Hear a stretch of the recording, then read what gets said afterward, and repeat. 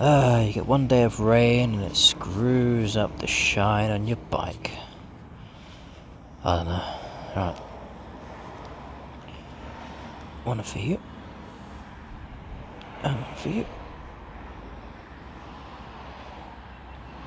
Now I do have a stabilisation on this activated. This new thing I'm trying since I've got the 360 mounted with one of these proper GoPro mounts.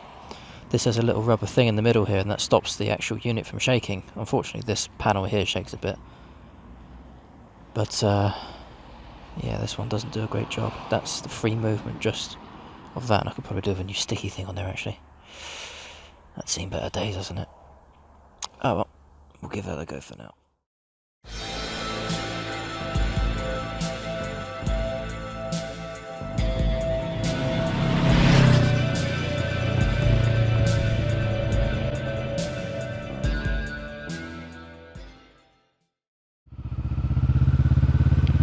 So here's an idea for you. Of all the bikes they've got back there, I sat on a Ducati Pingali, is it called? 1191 or something. That thing is full attack mode. There is just, oh.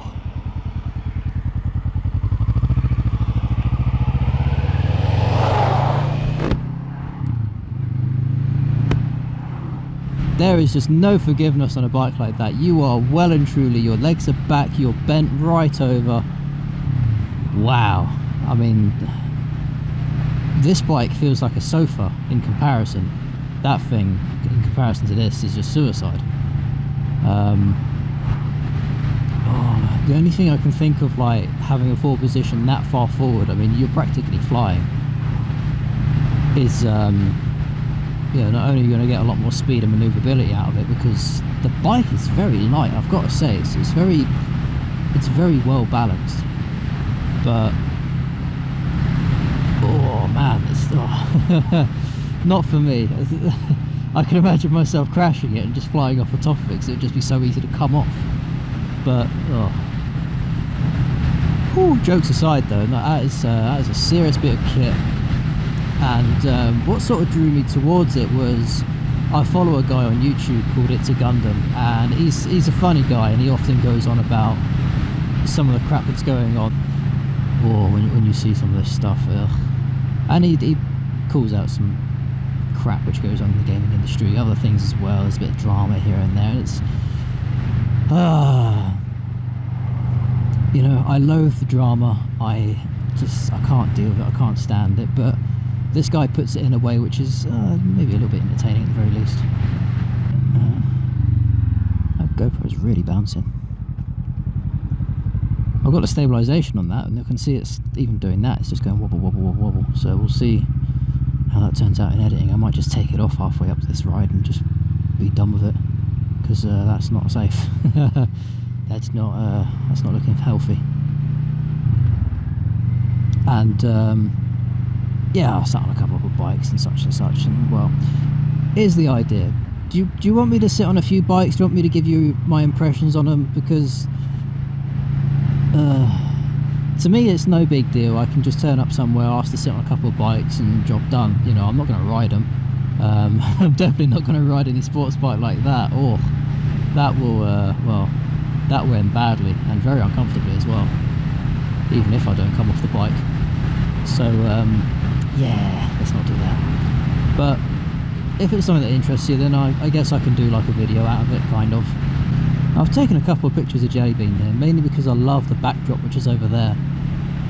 But there's no real decent angle to get that hill from, unless there's like a little lay-by down here, but that's very sort of... you've got this one here which is blocked off by the hedge there. Not really useful, is it? Really. And then over the hill, and not so far away, there's this little turn off by the bridge. And this is where I've taken a bunch of pictures before. Whee. Watch out for shitty ground. Yeah, you didn't want to stop, did you? You didn't even want to slow down. What a bell end, especially on a freaking corner like that. If someone was going around there, oh, that would have ended badly. Ah, never mind. Right, so Sorry, Hero 6, but you gotta go for now. Oops.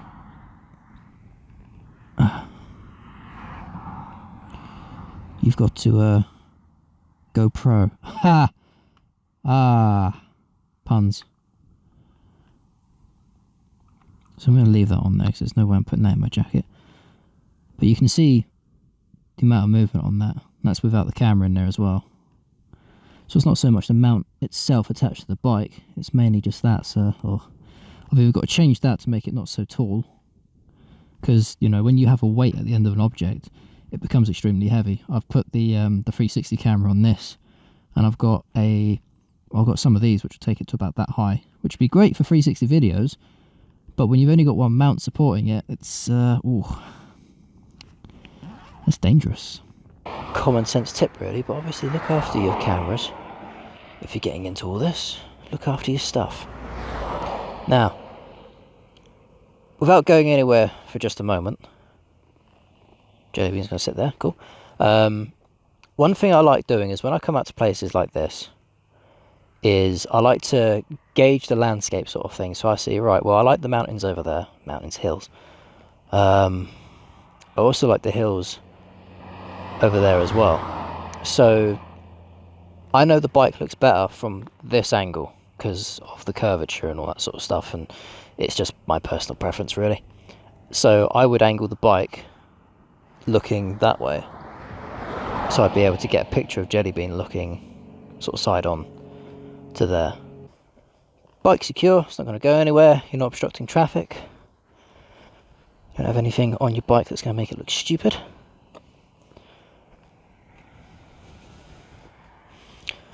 And then you get the best angle of your bike, depending on where the sun is as well. Obviously the sun's going to be over that direction, so it's going to be darker on that side of the bike, which is great.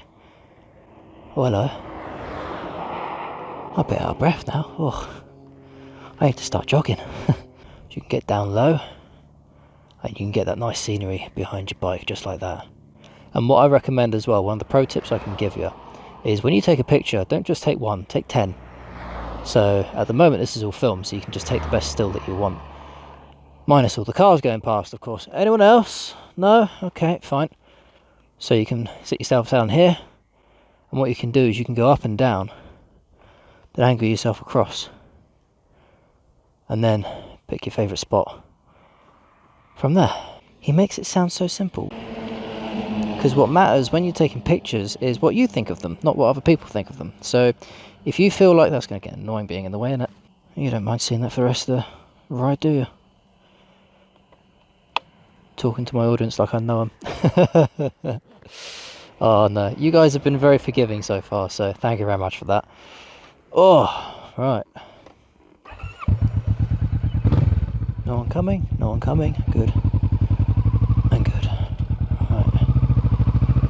Just take a moment. No one's behind me, no one's in front, so I'm just going to take a moment to do that.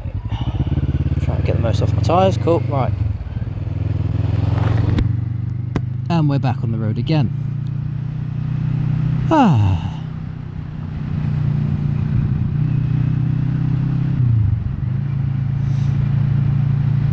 It's one thing which I love about taking the bike out is I need to do it because I need new pictures for the YouTube channel and all that sort of stuff, and since I lost all my old pictures and such, it's nice to have some new ones. I could go back and do the old ones, but you know what, I'm alright.